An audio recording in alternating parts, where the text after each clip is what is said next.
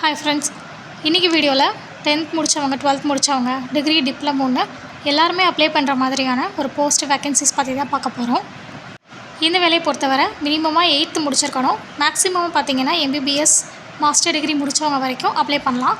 அதுக்கான ஒவ்வொரு போஸ்டிங்ஸுமே தனித்தனியாக இருக்குது. அதுக்கேற்ற மாதிரி உங்களுக்கு சேலரியும் கிடைக்கும். இப்போ வாங்க, இது என்ன ஜாப்பு, எங்கேருந்து வந்திருக்கு, இதுக்கு எப்படி அப்ளை பண்ணுறது, லாஸ்ட் டேட் என்ன, எல்லா டீட்டெயில்ஸுமே ஃபுல்லாக பார்க்கலாம்.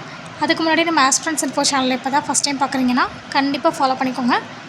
வாங்க இப்போ வீடியோக்குள்ளே போகலாம். ஓகே, அகெயின் பொது சுகாதாரத்துறையிலேருந்து வேறு ஒரு டிஸ்ட்ரிக்ட்லேருந்து பார்த்திங்கன்னா அந்த நோட்டிஃபிகேஷன் ரிலீஸ் ஆகிருக்கு. இதில் என்னென்ன போஸ்டிங்ஸ்லாம் கொடுத்துருக்காங்க பார்த்திங்கன்னா, medical officer, staff nurse, health inspector, multipurpose hospital worker, lab technician, pharmacist, ANM, urban health manager, physiotherapist, driver, account அசிஸ்டண்ட்னு கிட்டத்தட்ட ஒரு 11 விதமான ஜாப் கொடுத்துருக்காங்க.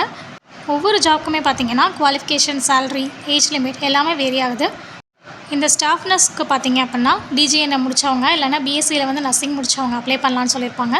ஹெல்த் இன்ஸ்பெக்டர் பொறுத்தவரை 12th முடித்தவங்க அப்ளை பண்ணலாம். இந்த மல்டிபர்பஸ் ஹாஸ்பிட்டல் ஒர்க்கர் அந்த ஜாப்க்கு பார்த்திங்க அப்படின்னா 8th ஸ்டாண்டர்ட் தான் கேட்டிருக்காங்க. உங்களுக்கு எழுத படிக்க தெரிஞ்சால் போதும்.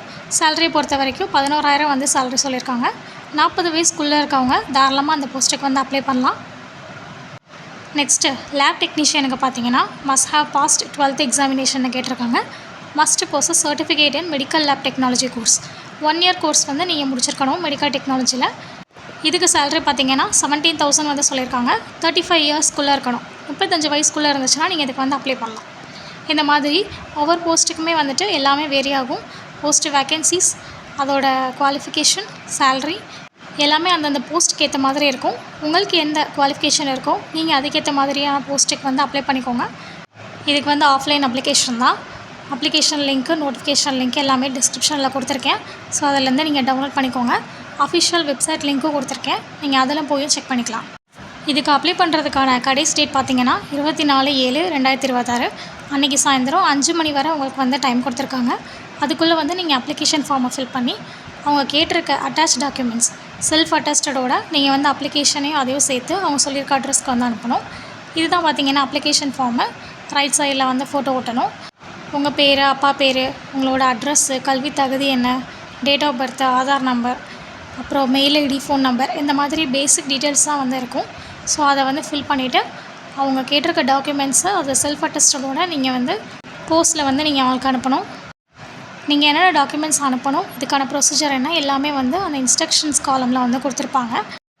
உங்களோட 10th certificate, TC, community certificate, உங்கள் அட்ரஸ்க்கான ப்ரூஃபு, எக்ஸ்பீரியன்ஸ் சர்டிஃபிகேட் இருந்துச்சுன்னா நீங்கள் அதுவும் கொடுக்கலாம்.